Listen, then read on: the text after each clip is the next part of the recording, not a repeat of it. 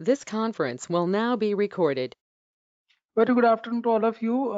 Today we will cover the second part of the Carl Pearson's coefficient. Okay, in previous class we have started doing problems from Carl Pearson's coefficient. क्या बोलते थे skewness के लिए? SKP का formula हमने देख लिया था, पता है सबको? एसकेपी का फॉर्मूला याद है? चलिए बुक निकाल लीजिए। बुक में हम देखते हैं आगे टेबल किस तरह के क्वेश्चन है, क्या है उसका सेकेंड पार्ट आज करते हैं। और होमवर्क आप करिए आज शाम तक। let's solve example number 10. Anyone who want to read the example number 10? Sanskriti Agrawal.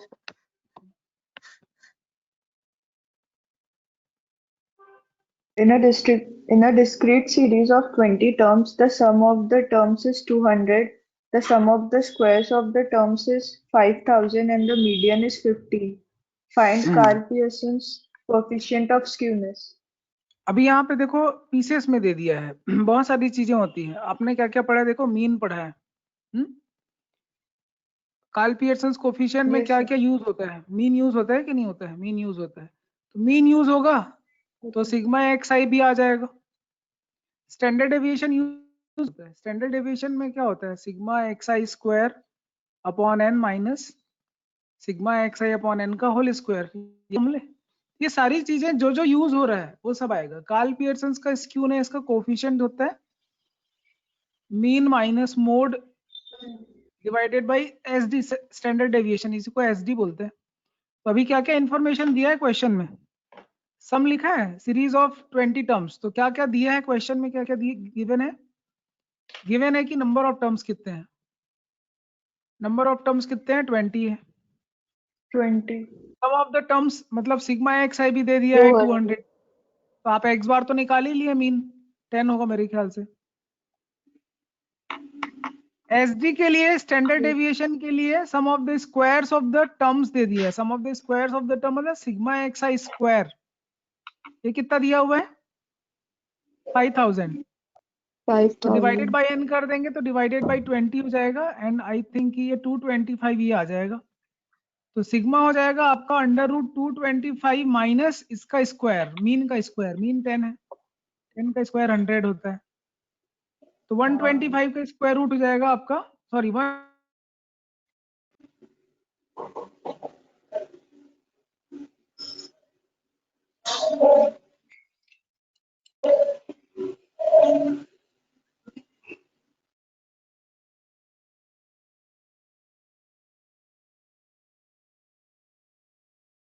Sir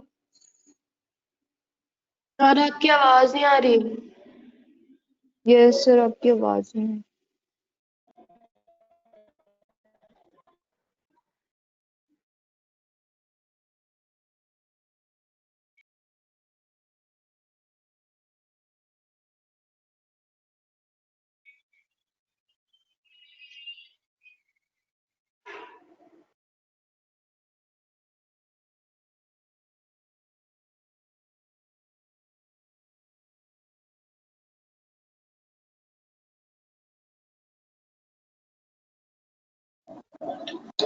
sir अभी भी नहीं आ रही।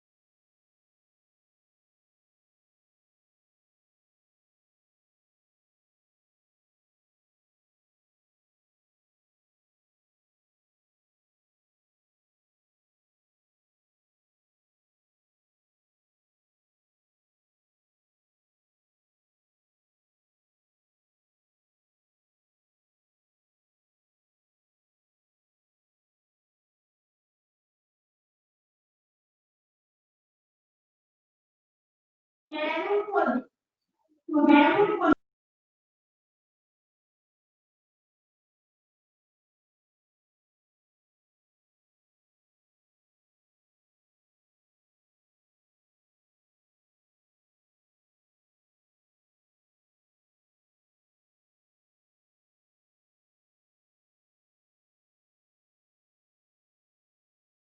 M I Audible?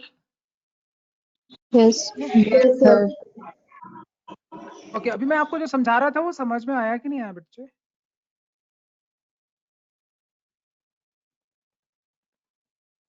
Hello, sir आपकी आवाज सब नहीं आ रही थी तो हाफ स्टेप्स नहीं समझ। देखिए फिर से समझाते हैं। क्वेश्चन में ये चीजें समझ में आ रहा है कि अगर आपको कार्ल पियर्सन कोफिशिएंट निकालना है, अगर आपको क्या पता होना चाहिए? मीन पता होना चाहिए, मीडियन पता होना चाहिए, स्टैंडर्ड पता होना चाहिए। मीन के लिए फॉर्मूला पता है, sum of observation upon total number of observation. तो डायरेक्टली मीन नहीं दिया है, मीन के लिए जो जो चीजें यूज होती है वो दे दिया है, इंग्रेडिएंट्स, बेसिक इंग्रेडिएंट्स दे दिए मीन निकालने के लिए। वैसे ही आपको स्टैंडर्ड डेविएशन का भी फॉर्मूला पता है, उसके भी आपको बेसिक इंग्रेडिएंट्स पता है, वो भी दे दिए हैं, तो आप बना लेंगे, मीन भी बना लेंगे उनसे, जो भी इंफॉर्मेशन दिया उनसे इकट्ठा करके, एंड एसडी भी निकाल लेंगे। तो ये चीज समझ में आ रही कि नहीं आ रही, बोलिए? Yes, sir. कहाँ पे नहीं Yes. समझ में आ रहा है? देखो, सिग्मा एक्स आई निकाल लिया मैंने, मीन निकाल लिया, सिग्मा भी निकाल लिया, स्टैंडर्ड डेविएशन का फॉर्मूला पता है, किया है ना आपने लोगों ने? क्वेश्चन होमवर्क वगैरह बनाए हैं कि नहीं? इसलिए मैं बोलता हूँ बार बार कि होमवर्क क्यों करना जरूरी है। होमवर्क करना इसीलिए जरूरी है क्योंकि जो भी आपने पढ़ा है वो आगे काम आना है। आप लोग ये सोचते हैं कि आराम से कर लेंगे, क्या दिक्कत है? दिक्कत है ना बेटा। शुरू में करने का फायदा है, जल्दी समझ में आता है, बाद में करने से बाद में बहुत लेट समझ में आता है, टाइम वेस्टेड होता है बस। और जो सबसे बड़ी बात है, आपका कॉन्फिडेंस धीरे धीरे धीरे धीरे बढ़ता है अगर आप होमवर्क करें तो टाइम पे। पॉजिटिव एटीट्यूड आपको एक डेवलप होता है, राइट? यहाँ तक चीजें समझ में आ रही कि नहीं आ रही, बोलिए? Yes, sir. चलिए एग्जाम्पल नंबर 11 पढ़ना है। अदिति बंसल पढ़िए। Yes, sir. For a group of 20 items, sum of xi equals to 1452, sum of xi square equals to 144280, and mode equals to 63.75. Find Pearson's coefficient of skewness. Mode भी दे दिया है 63.7, Pearson's coefficient find करना है। क्या इतना information से हम लोग फाइंड कर लेंगे? नंबर ऑफ ऑब्जर्वेशन भी दे दिया है, n is equal to 20। Yes, किया जा सकता है फाइंड। सबसे पहले आप मीन निकाल लो, 1452 डिवाइडेड बाई 20 कर सकते हैं ना? कितना आ रहा है मीन? 72.6। अच्छा, स्टैंडर्ड डेविएशन के लिए क्या होता है? ये जितने सम दिख रहे हैं उसको अपन को 20 से डिवाइड करना है, 14428। फॉर्मूला पता है ना? Sum of squares minus square of mean, average का square, average of squares minus square of average. यही करते हो ना आप? स्क्वायर लगाते हो ना यहाँ? Yes, Yes. नहीं sir. आ रहा है समझ? आ रहा है। Yes, sir. बस ये सॉल्व करने से आपको स्टैंडर्ड डेविएशन आ गया, कैलकुलेशन आप लोगों को करने आना चाहिए। सिग्मा पता चल गया, एक्स बार पता चल गया, मोड पता चल गया, एसकेपी में रख देंगे formula, skewness of Karl Pearson निकाल लेंगे। क्लियर है क्या? Yes. Yes, sir. Yes, sir. Example number 12 Nikita Agarwal पढ़िए। Yes, sir. Compute the Carl-Pearson's coefficient of skewness from the following data. Values x 6, 12, 18, 24, 30, 36, 42, frequency 4, 7, 9, 18, 15, 10 and 5. देखो, मीन निकालना है। मीन निकालने के लिए एक सिंपल सा तरीका है आप लोगों के पास। कैसे निकालते हैं मीन, बताइए? मीन कैलकुलेट करने का तरीका क्या है? अब एक्स आई दिया हुआ है, एफ आई दिया हुआ है, क्या क्या निकालना पड़ेगा? F I x I square निकालना पड़ेगा, साथ में एफ आई एक्स आई निकालना पड़ेगा, क्योंकि यहाँ पे जो बनेगा वो आएगा सिग्मा एफ आई एक्स आई का स्क्वायर बनेगा, और एक चीज सिग्मा एफ आई एक्स आई। जब इसको n से डिवाइड करके माइनस करके n से डिवाइड करके होल स्क्वायर कर देते हैं तो यहाँ से आपको सिग्मा मिल जाता है। ये चीज समझ में आ रहा है क्या? कंसेप्ट Yes, समझ में आ रहा है कि नहीं आ रहा है? आ रहा है कंसेप्ट? Yes. ओके। अब यहाँ पे बस इतना ही फर्क है कि एक्स आई अगर आपको बड़े बड़े लग रहे हैं आप उनको रिड्यूस कर सकते हो, छोटे बना सकते हो। जैसे यहाँ पे इसने छोटा बनाया, सिंगल डिजिट में कन्वर्ट कर दिया। xi को सिंगल डिजिट में कैसे कन्वर्ट किया आपको देखिए। तो सबसे पहले तो ये है कि जितने भी नंबर है उनको अरेंज कर दिया और बीच में कोई एक मिडिल मोस्ट नंबर दिख रहा है, लाइक 6 दिख रहा है, स्टार्टिंग 12, 6 के टेबल में आ रहे हैं सारे के सारे, दिख रहा है ना। तो इसने क्या किया कि इसको रिड्यूस कर Yes, दिया, sir. 24 से माइनस किया। मैं सीधा यहाँ पे ui लिख देता हूँ। ui कैसे बना, xi में माइनस है, जूम इन माइनस किया, यहाँ पे a की वैल्यू 24 है और उसको एक पर्टिकुलर नंबर से डिवाइड कर दिया। लाइक आप इसको करते तो -30 आ माइनस कुछ 20 कितना आता। h क्या चीज है यहाँ पे, h जो है कॉमन, कोई भी कॉमन नंबर हो सकता है, लाइक h यहाँ पे 6 है, तो यहाँ पे 6 से डिवाइड कर दिया। लाइक 6 माइनस 24 करते हैं तो -18 आता। -18 को 6 से डिवाइड करेंगे, -3 -2 -1, यहाँ 0 1 2 3, बहुत सिंपल नंबर आ गए। ठीक है, ui सीधा सीधा fi दिया हुआ है। ठीक है, आपको क्या निकालना है, fi ui स्क्वायर। ठीक है, और दूसरा कॉलम आपको निकालना है fi ui निकालना है। याद रहे कि सिग्मा की वैल्यू क्या होगी, क्योंकि h से आपने डिवाइड किया इसीलिए आपको h स्क्वायर से मल्टीप्लाई करना पड़ेगा। 36 multiplied by sigma fi ui square divided by n, जो भी n है यहाँ पे नंबर ऑफ ऑब्जर्वेशन है 68 है। ठीक है, दिख रहा है 68 minus sigma Yes. Of fi ui करके आपको फिर से 68 से डिवाइड करना है और उसका होल स्क्वायर ले लेना है। इस तरह से आप सिग्मा निकाल लेंगे। क्लियर है क्या? नो हाँ, सर, यहाँ एक डाउट है सर, वो 36 क्यों मल्टीप्लाई किए थे? क्योंकि हमने 6 से डिवाइड किया है तो ओरिजिनल वाला का वेरिएंस क्या हो जाता है, अच्छा सॉरी सिग्मा है, 36 से मल्टीप्लाई नहीं करेंगे, वो तो वेरिएंस में 36 होता है भाई। इसमें सिग्मा है ना, ये तो मतलब स्टैंडर्ड डेविएशन है, रूट ले लेते हैं ना। स्टैंडर्ड डेविएशन में जो डिवाइड कर रहे हैं वो मल्टीप्लाई करेंगे, बिल्कुल अपोजिट ऑपरेशन। तो यहाँ पे हम जो है वो क्या कर रहे हैं, 6 से मल्टीप्लाई करेंगे। क्लियर है क्या? क्योंकि यहाँ पे डेटा को 6 से डिवाइड किया था इसलिए एसडी में 6 से मल्टीप्लाई करेंगे। ये चीज समझ में आ रहा है कि नहीं आ रहा है? Yes sir. Yes, sir. Clear है Yes, क्या? sir. हाँ, बस एसडी आपको निकालना आ गया, एक्स बार आपको निकालना आ गया। एक्स बार कैसे निकालते हैं आपको, तो देखो जब एसडी निकालेंगे तो एक्स बार तो निकल ही जाएगा, क्योंकि एसडी में एक्स बार का फॉर्मूला यूज होता है। तो कुल मिला के सबसे मेजर चीज क्या है, सबसे मेजर चीज है कि फॉर्मूले याद होना। तो सबसे मेजर बात यह है कि फॉर्मूला कौन सा याद होना चाहिए, सिग्मा का फॉर्मूला याद होना चाहिए। This is the king formula. Sigma xi square upon n होता है माइनस यहाँ पे जो भी आता है मीन का स्क्वायर होता है।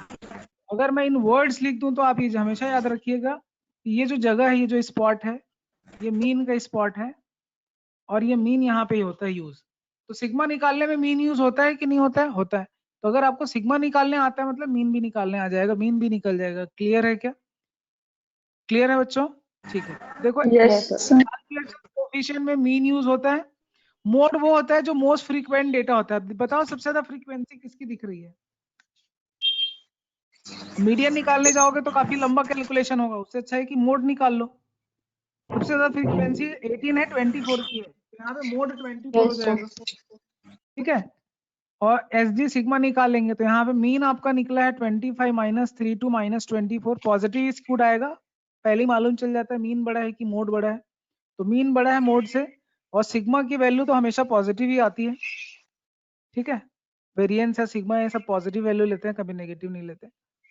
तो ये आपका 0.139 स्क्यूनेस है, पॉजिटिव स्क्यूड डिस्ट्रीब्यूशन है। क्लियर है क्या? Yes, sir. चलिए एग्जाम्पल नंबर 13 पे चलते हैं। अभी बहुत छोटे छोटे स्मॉल डेटा दिए हुए हैं, 1 2 3 4 5 6। अभी भी माइनस प्लस करने के चक्कर में कुछ है ना इसका, तो ये इसको क्या कर दिया इसने, एज्यूम इन -4 कर दिया। तो -4 करने से देखो आप इसको डिवाइड करने की जरूरत नहीं पड़ रही। याद रखिए कभी भी प्लस या माइनस करते हैं तो एसडी में कोई चेंज नहीं लाते। लाइक x 1 2 3 4 5 6 7 आ रहा है, तो यहाँ हम जो ui चेंज कर रहे हैं वहां पे हम क्या कर रहे हैं, एज्यूम इनको माइनस कर रहे हैं। तो ये -3 -2 -1 0 1 2 3 सिंगल सिंगल नंबर है, किसी चीज से डिवाइड नहीं कर रहे हैं, सिंपल है। आगे बढ़ेंगे, fi जो भी लिखा है fi ui स्क्वायर करेंगे। तो कभी भी हमेशा fi ui स्क्वायर करने के पहले आप लोग को क्या निकाल लेना चाहिए, एक और टेबल बनाना चाहिए ui स्क्वायर। ui स्क्वायर कर लेंगे, देन fi ui स्क्वायर करेंगे, और एक कॉलम और बनेगा जिसमें fi ui करेंगे, fi ui स्क्वायर। क्लियर है क्या ये चीजें? Yes, sir. यहाँ से आपको sigma F I U I square मिलेगा, यहाँ से सिग्मा एफ आई यू आई मिलेगा।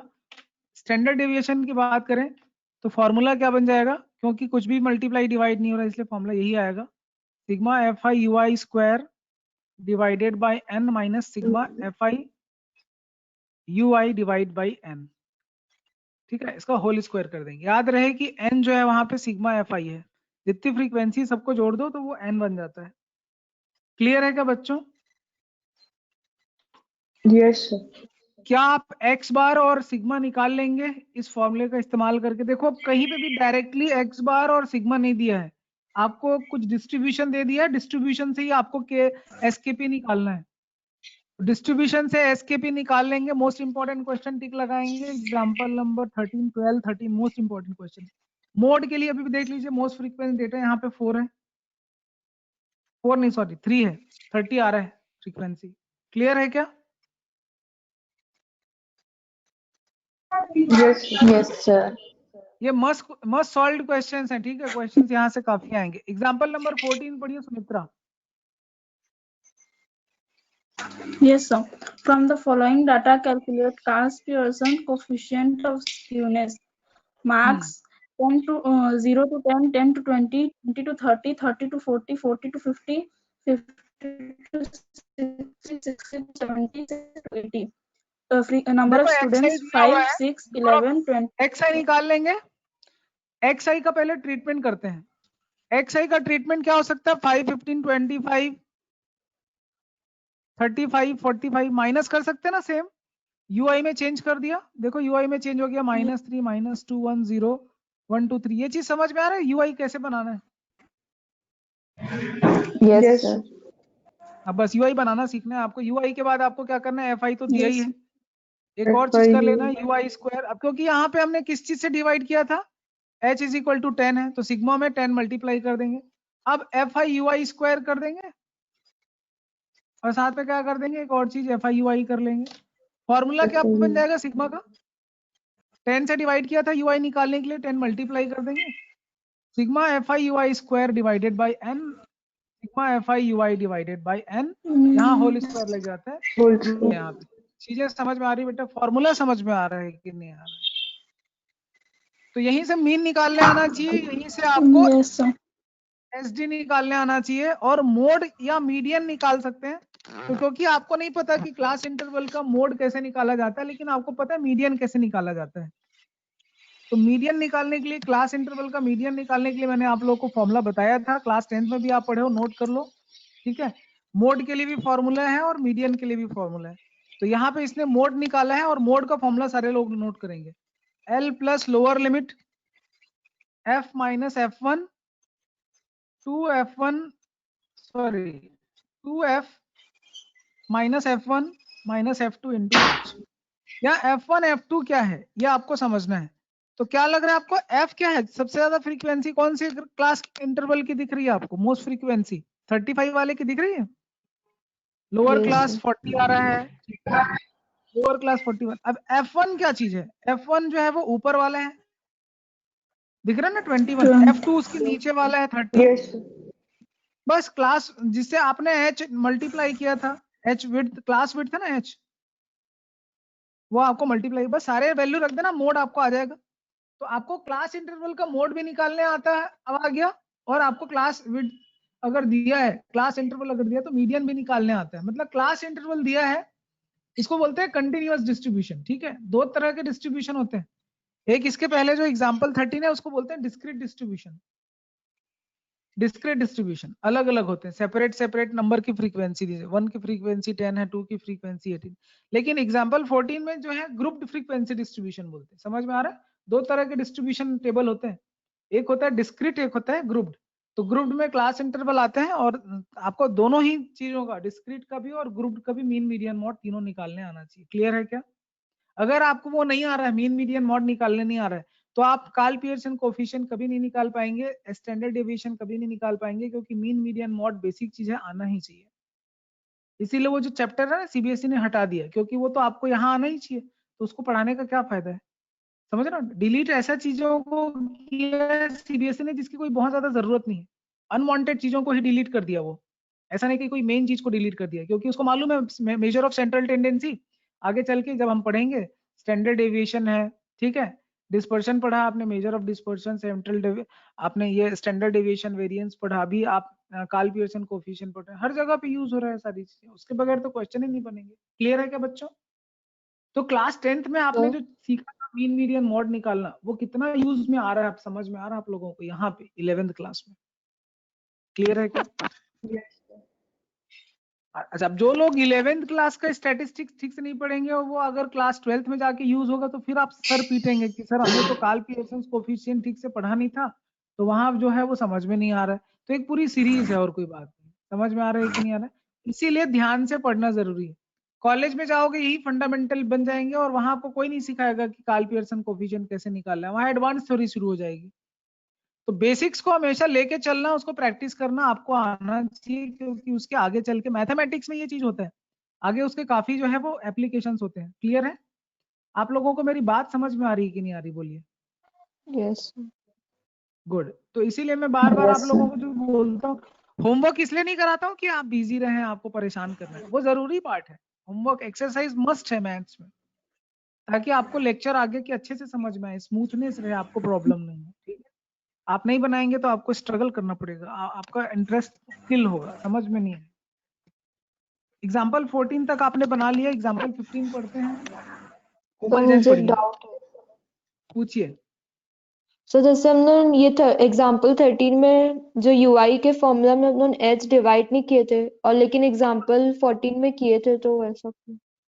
क्योंकि अगर हमने डिवाइड नहीं किया है, देखो यूआई के लिए किसी नंबर को डिवाइड नहीं किया है, सिर्फ माइनस किया है, और जहां जहां पे एच से डिवाइड किया है वहीं वहीं एच से मल्टीप्लाई करते हैं। आप लोगों ने पढ़ा था ना कि प्लस माइनस करने से वेरिएंस में कोई फर्क नहीं पड़ता है और स्टैंडर्ड डेविएशन में भी कोई चेंजेस नहीं आते हैं।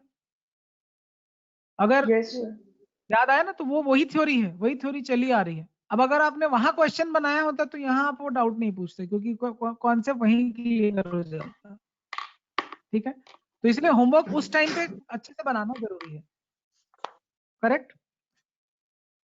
यस चलिए एग्जाम्पल 15 पढ़िए। Compute Karl Pearson coefficient of skewness from the following data: marks 0 to 10, 10 to 20, 20 to 30, 30 to 40, 40 to 50, frequency 8, 11, 26, 9, 6. क्या कर रहे हैं बताइए इसमें? कार्ल पियर्सन कोएफिशिएंट निकालना है, कुछ भी नहीं, सिंपल आपको डिस्ट्रीब्यूशन दे दिया। किस तरह का डिस्ट्रीब्यूशन है? ग्रुप्ड है कि डिस्क्रीट है? ये grouped frequency distribution, grouped frequency, grouped भी बोलते हैं, फ्रीक्वेंसी भी बोलते हैं। ग्रुप्ड का मतलब क्लास इंटरवल, और क्योंकि फ्रीक्वेंसी दी हुई है इसलिए ग्रुप्ड फ्रीक्वेंसी डिस्ट्रीब्यूशन। डिस्ट्रीब्यूशन मतलब समझ गए आप? तो एक्स आई निकाला, दिख रहा है सबको? एक्स आई के बाद यू आई निकालना आ जाएगा सारे बच्चों को। Yes. बस आगे टेबल बना हुआ Yes, है, sir. आपको एक्स बार पहले निकालना है, एक्स बार निकाल लिया, आगे चल के एस डी भी निकाल लिया। यहाँ पे अब एच से मल्टीप्लाई किया, देखा आपने? Calculation of S D, calculation of mode के लिए फॉर्मूला पता है, calculation of Karl Pearson. Very very important question लगा लेंगे। एग्जाम्पल नंबर 13, 14, 15 ये सारे ठीक है। ये पैटर्न 100% है कि कोई ना कोई क्वेश्चन पूछा जाएगा। Is it clear or not? Tell me. Yes Yes, sir. Example number 16 skip कर दीजिए, मत बनाइए। एग्जाम्पल नंबर 17 क्या है वो देखेंगे सारे बच्चे। एग्जाम्पल नंबर 17 में क्या है, कोई पढ़ेगा क्वेश्चन? अदिति बंसल पढ़िए। Yes The following table gives the data relating to marks obtained by the students who appeared for 12th examination in statistics at a particular center. Calculate Karl Pearson's coefficient of skewness from the said data. अब यहाँ पे mode क्यों नहीं निकाला बताओ? क्योंकि यहाँ पे मोस्ट फ्रीक्वेंट डेटा क्या है?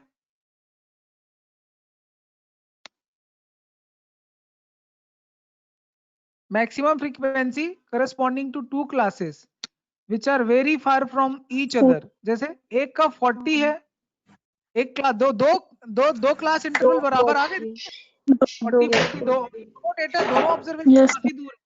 एक 10 से 20 दिखा रहा है, एक 50 से 60 दिखा रहा है, मतलब मोड यहाँ पे नहीं निकाल पाएंगे हम, इसलिए क्या कर रहे हैं, मीडियन निकाल रहे हैं। क्लियर है क्या? मोड इज इल डिफाइंड, यहाँ पे मोड बहुत अच्छे से डिफाइंड yes, sir. मीडियन होगी। देखो मीन तो निकालना ही पड़ेगा, तो कहाँ पे मीन, अब कहीं पे नहीं बोला है कि आपको यहाँ पे मीडियन निकालना चाहिए कि यहाँ पे आपको मोड निकालना चाहिए। वो डिस्ट्रीब्यूशन का नेचर देख के आपको डिसाइड करना है कि यहाँ पे मोड सही होगा कि यहाँ पे मीडियन सही होगा। क्लियर है क्या? Yes. Yes, sir. तो यहीं पे यही चीज आती है, यहीं से लेवल ऑफ डिफिकल्टी हाई हो जाता है कि यहाँ मोड नहीं निकालना था, मीडियन निकालना। मीडियन के सारे फॉर्मूले आपको पता है ना? n/2 करते हैं ना मीडियन निकालने के लिए। यहाँ पे n कितना आ रहा है? 150 आ रहा है। 150 का हाफ 72। क्यूमुलेटिव फ्रीक्वेंसी निकालना पड़ता है, याद रखिए। जब भी मीडियन निकालेंगे क्या निकालना पड़ेगा? क्यूमुलेटिव फ्रीक्वेंसी निकालना पड़ेगा। 75 जो है वो 80 के अंदर आ रहा है। 80 के करस्पॉन्डिंग जो क्लास इंटरवल है 40-50 वाला है। तो लोअर लिमिट यहाँ 40 हो जाएगी मीडियन, और बाकी कैलकुलेट कर लेंगे। मीडियन 45 आ रहा है। चीजें समझ में आ रही है क्या?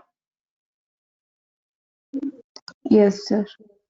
स्टैंडर्ड डेविएशन निकालने का प्रोसेस में कोई चेंज नहीं है। अभी भी आपको एक्सआई से यूआई बनाने आना चाहिए। तो कहाँ पे क्या ट्विस्ट आ रहा है? अब देखो, पहले हम लोग सिर्फ मीन मैनेज करते थे कि मीन निकालना है। अभी आपको मीन के साथ या तो मीडियन भी मैनेज करना है या तो मोड भी निकालना है, जब भी ग्रुप्ड इंटरवल दिया हो। क्लियर है क्या चीजें? यही जब तक आप क्वेश्चन नहीं बनाएंगे बेटा, कंसेप्ट क्लियर नहीं होगा। क्वेश्चन बनाना बहुत जरूरी है। Is it clear or not? Tell me. Yes. Yes, example sir. Number 18 में क्या किया? एग्जाम्पल 18 में क्या किया?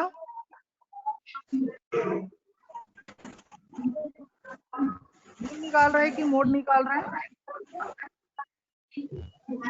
मोड निकाल रहे हैं ना? Yes, sir. मोड निकाल रहे हैं। अब इस तरह का यहाँ पे कैलकुलेशन ऑफ मोड पढ़िए। अग्रवाल, कैलकुलेशन ऑफ मोड पढ़िए, क्या लिखा है? एसडी तो आप निकाल लेंगे, कैलकुलेशन ऑफ मीन और एसडी निकाल लेंगे, ठीक है? अब ये नया नहीं है आपके लिए। अब सबसे मोस्ट इंपॉर्टेंट है एग्जांपल नंबर 18 को मोस्ट इंपॉर्टेंट टिक करिए। मोड कैसे निकालेंगे, ठीक है? वो आप लोग देखेंगे ध्यान से। मोड निकालने का एक तरीका तो आपने देख लिया कि फॉर्मूला है आपके पास, ठीक है? एक तरीका आपके पास और है, एक और मेथड आने वाला है जिसको बोलते हैं ग्रुपिंग ऑफ टेबल बोलते हैं, ठीक? वहां से हम मोड कैसे निकालेंगे वो देखिए। तो पढ़िए, कैलकुलेशन ऑफ मोड पढ़िए। The maximum frequency is 22 corresponding to the class 120 to 130. Since the class 130 to 140 has frequency 21, which is very close to 22, so it is not clear which class is the model class, and the distribution seems to be bimodal. To decide बाइमोडल whether the मतलब एक से distribution ज्यादा is mode दिख रहा है। मतलब देखो 22 और 21 में ज्यादा फर्क नहीं होता है। आप बोलेंगे पहले तो निकाले थे सर, जो हाईएस्ट फ्रीक्वेंसी था उसी का हम लोग लोअर क्लास इंटरवल निकाले थे। देखो एग्जांपल 14 में बोलोगे ना आप, ये देखो सबसे ज्यादा मोड किसका आ रहा है? 30 का आ रहा है। लेकिन 30 और उसके एक और 35 और 30 में ज्यादा डिफरेंस है, देख लो मोड का बहुत ज्यादा गैप है ना। तो मोड हम लोग किसको लेते हैं? 35 को लेके चल देते, ठीक है? समझ में आ रहा है कि नहीं आ रहा है? और क्लास इंटरवल भी पास पास थे, इसीलिए 35 को हम लोग मॉडल क्लास ले लिए, उसकी करस्पॉन्डिंग फ्रीक्वेंसी। बट यहाँ पे क्या हो रहा है? मोड जो है वो 22 और 21 एकदम पास पास दिख रहे हैं, तो इसीलिए हम ग्रुप्ड टेबल का इस्तेमाल कर रहे हैं। बाई मॉडल जहां पे भी दिख जाता है वहां वो फॉर्मूला यूज नहीं करते। तो आगे क्या लिखा है? To decide whether the distribution is bimodal और not, we prepare table and analysis table as given below. Bimodal हो सकता है, इसीलिए हम क्या कर रहे हैं? टेस्ट करते हैं बाई मॉडल है कि नहीं, ठीक है? तो बाई मॉडल है या नहीं हम लोग ये चेक करने वाले हैं।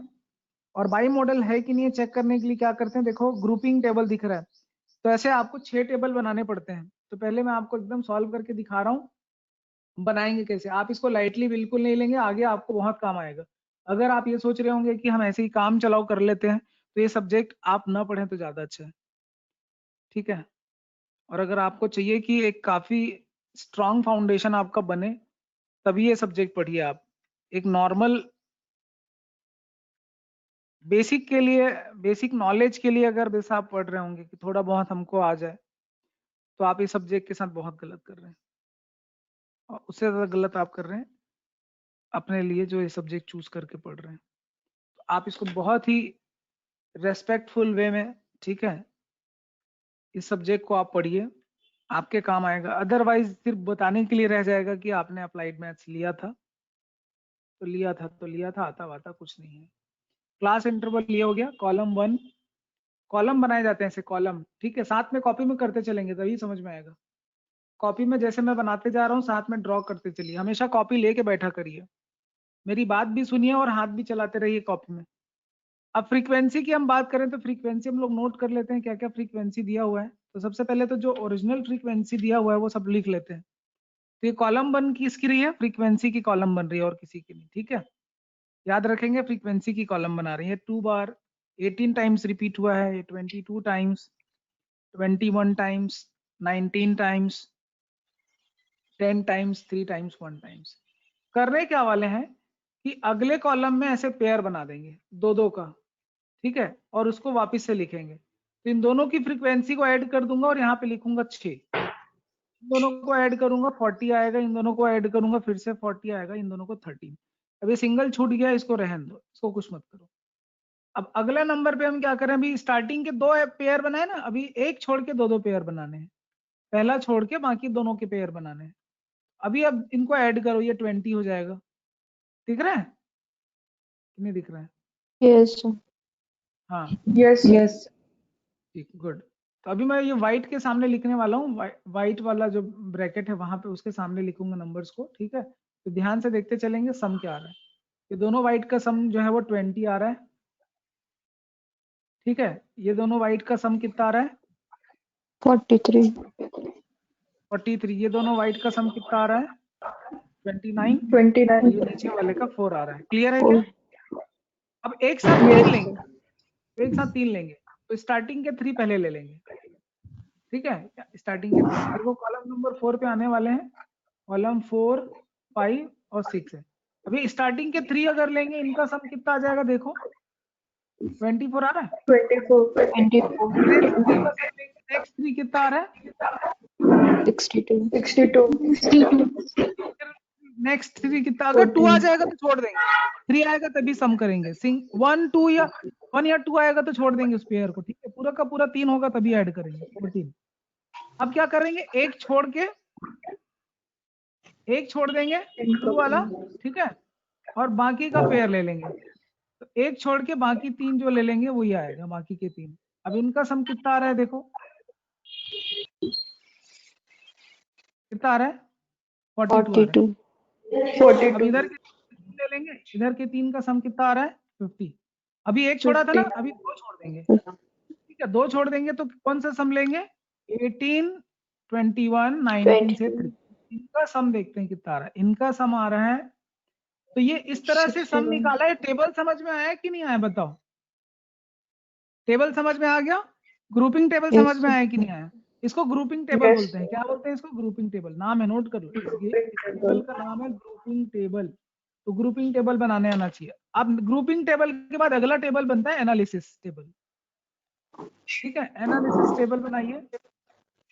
एनालिसिस टेबल, जब एनालिसिस टेबल बनाते हैं तो column 1, column 2, column 3, column 4, column 5, column 6। अब कॉलम 1 में, अब यहाँ क्लास इंटरवल को इधर लिखना है आपको, ठीक है। तो कौन कौन से क्लास इंटरवल लिखने हैं? Class in which mode is expected to lie. तो कौन कौन से मोड जहां आपको लाई कर सकता है बताओ? जहां आपको मोस्ट फ्रीक्वेंट दिख रहा है, जहां आपको फ्रीक्वेंसी ज्यादा दिख रही है, कहां कहां पे दिख रहा है? सारे के सारे क्लास इंटरवल लेने की जरूरत नहीं है, जैसे जहां जहां पे फ्रीक्वेंसी ज्यादा दिख रही है, हर एक कॉलम में फ्रीक्वेंसी देखो, टॉप 2 फ्रीक्वेंसी चूज कर लो। जैसे कॉलम नंबर 1 में हाईएस्ट फ्रीक्वेंसी 120 से 130 है, दिख रहा है ना? Yes, sir. तो हम इसको Yes. देख लो, यहाँ पे ले लेते हैं। हाईएस्ट फ्रीक्वेंसी को नोट करना, हाईएस्ट फ्रीक्वेंसी कहाँ पे है। अब अगर मैं इसको ऐसे नहीं भी लेता, सपोज 90 से 110, 100 ले लेता, ठीक है। ये सब 0 0 में आ जाते हैं क्योंकि इनकी फ्रीक्वेंसी ज्यादा नहीं है। फ्रीक्वेंसी कहाँ पे ज्यादा है? मिडिल मोस्ट में। तो मिडिल मोस्ट फ्रीक्वेंसी वाली कौन कौन सी जगह है? 120 से 130, 130 से 140, उसके आगे पीछे ले लेंगे। समझ में आ रहा है? तो 110 माइनस 120, 120 माइनस 130, 130 माइनस 140 और 140 टू 150, ये आपने ले लिया। तो 110 से 120 देखो, कोई आ रहा है? कॉलम 1 में आ रहा है क्या? Yes, sir. 110 से 1, कॉलम 1 में आ रहा है? कॉलम 1 में मोस्ट फ्रीक्वेंट कौन सा है?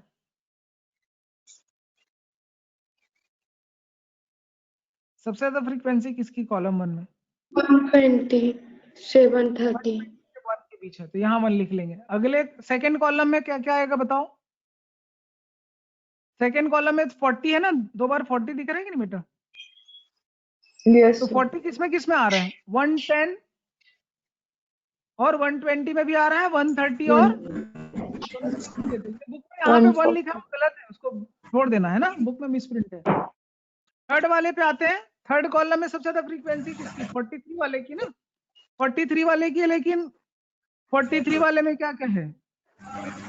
2 है ना, 120 और 120 से 130 और 130 से 140. नहीं, 2 ही है ना बेटा, 43 मैक्सिमम है, मैक्सिमम है दिखा, 120 से 130, 130 से 140। क्लियर है क्या?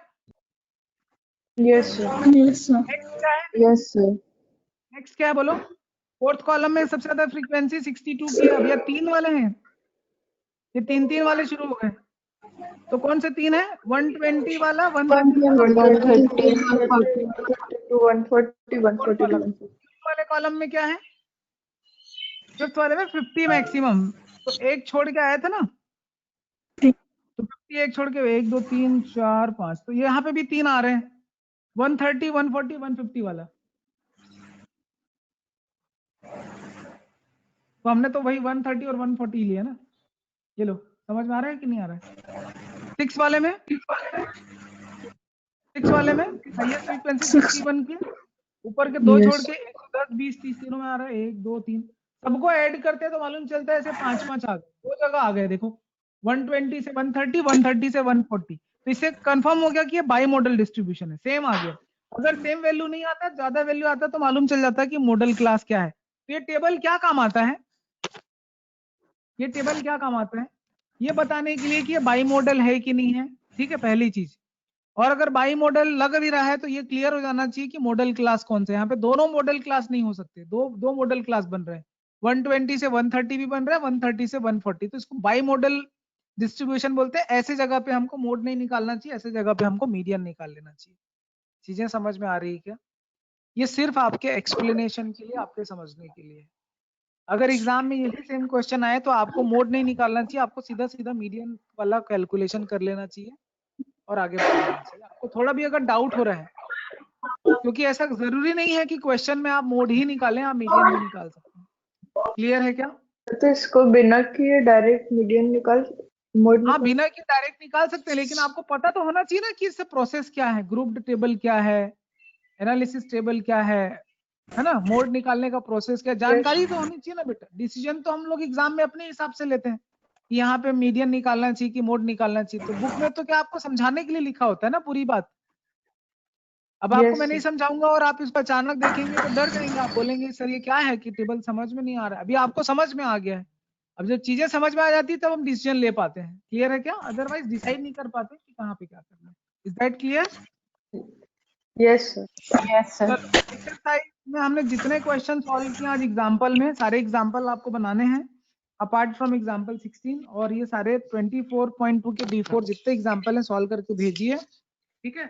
और कल तो क्लास है आपकी मंडे, तो कल हम लोग बॉलिस कोएफिशिएंट पढ़ेंगे, और 26 जनवरी हॉलीडे है, इसलिए 26 जनवरी भी 12 o'clock क्लास होगी, ठीक है। Thank you so much, bye bye. Thank you, sir. Thank you, sir.